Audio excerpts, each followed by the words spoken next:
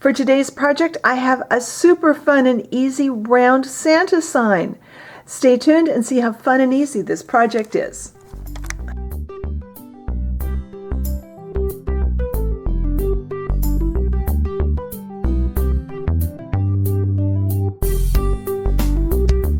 Alright, I used my Cricut to cut out the pattern pieces that I'm providing for you. The pattern is available on the blog post. Go to the blog post for this video, which is linked in the description box below the video. There you will find a link to a downloadable file that will contain, you should be able to get a PNG file that will have these pieces for cutting with like a Cricut or a Silhouette or one of those cutting machines, and also a PDF file if you're cutting by hand. And when you get it cut out, you will have 3 narrow strips, 3 squares with square holes in them, and 4 roundish shapes. And for this, we will need some nice thick glue. Now, I prefer to use a nice thick tacky glue. If you have a glue stick that you prefer to use, that's up to you. I just find that when I use a glue stick, a lot of times I end up having to put the project back together again when I pull it out. When I've stored it, like Christmas decorations, put them away for a year, pull them out, and then I have to reassemble them because I have yet to find a glue stick that holds everything really, really securely like a nice thick tacky glue.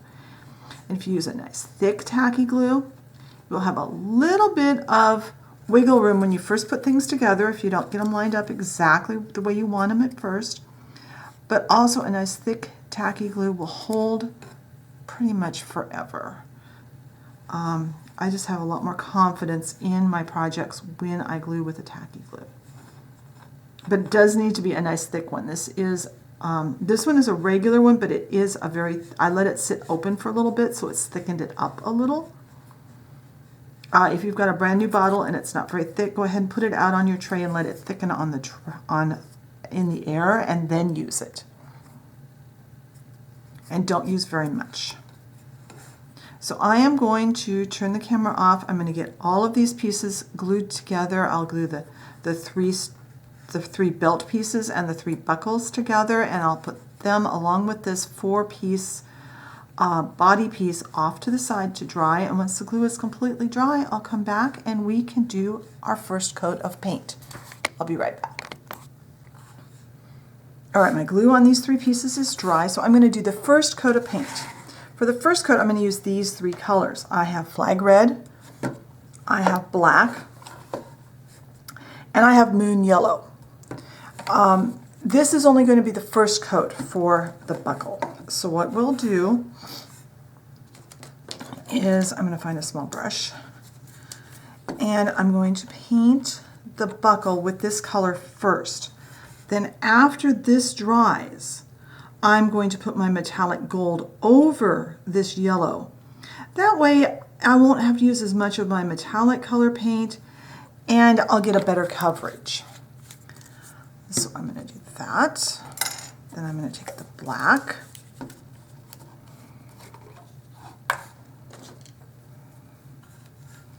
I'm going to paint this one. Now these 2 pieces, the buckle and the belt, you will want to make sure you have the tops and the sides done, and you can touch that up on the second coat. The red one, I have found it's best to actually paint not only the top and the sides, but the back side too, because it's a little less apt to warp if you have it wet on both sides. And I've still got black paint on my fingers, but that's okay because this is the back. So I'm going to turn this over. I'm going to get this front side coated, and then I will come back when these are dry and we'll do a second coat, and I'll show you how it coats nicely with the gold over that. So I'll be back when these, in fact, I'll be back when these are dry so we can do a second coat. All right, my paint is dry enough that I can go ahead and put a second coat on, so I can unroll my paint brushes. And let's see what I've got. All right, so I've got the red one, so let's start with the red. So I'm going to pick this up and look and see, like I missed here. So I want to make sure I get that this time. Pick it up and really look at the spots that you might have missed. You don't have to do a second coat on the back side now.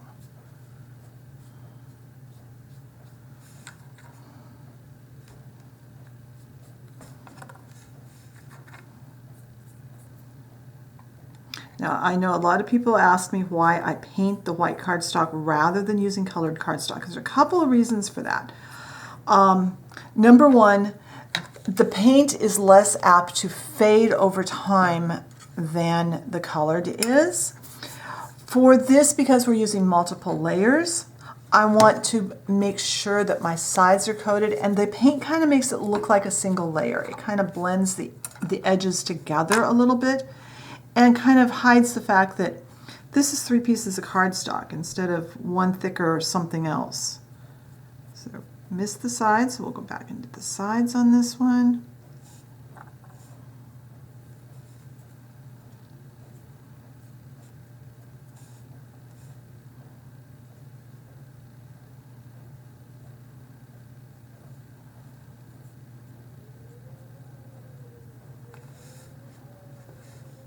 And as long as you move these around a little bit on your tray, on your work surface before they dry, they won't stick too badly. Now I'm going to wipe my fingers up a little bit because now I have black paint all over myself again. And the wet wipe that I wrapped around the brushes, that just keeps them nice and fresh so that they're ready to use later. I almost always do that when I'm going to be using a brush later.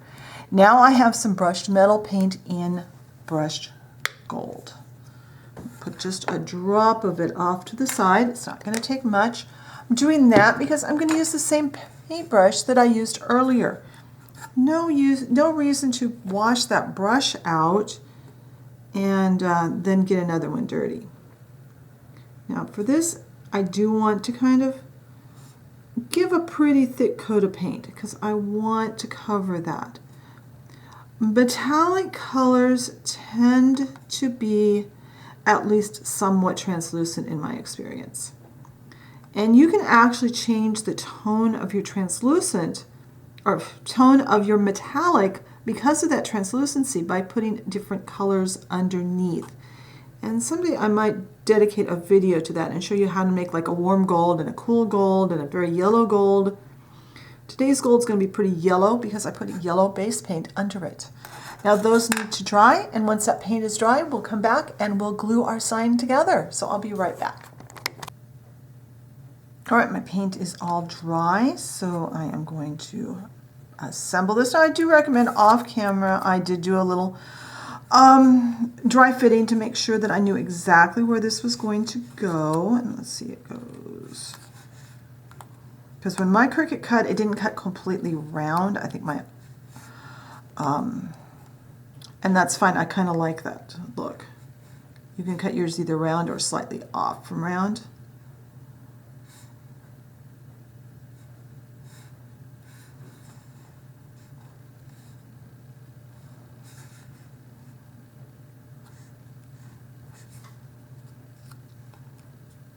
Here we go. That just goes in the middle. And I'm just going to eyeball this. You could measure it if you feel that you need to measure to get it right, but I'm okay if it's off just a little bit. And don't worry, don't have too much glue mess, but if there's a little bit, don't worry because we are going to coat this with some Mod Podge in the next step. So I'm going to make sure this is all together straight. When that glue dries, we'll come back and we'll add a coat of Mod Podge, and then we'll be able to see how it looks finished. All right, I brought you a bit closer to here, and now I've got just a piece of scrap wood and some of that blue poster tack. I'm going to push this right on there. That way I've got a handle. And I'm going to put out just a little bit, hopefully, of matte Mod Podge.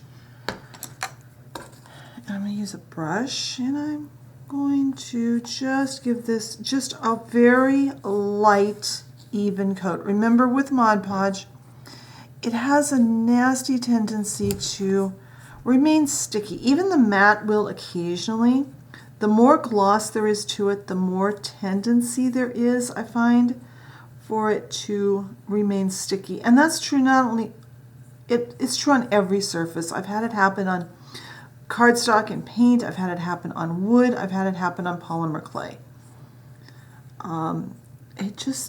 It doesn't dry well when it's too thick.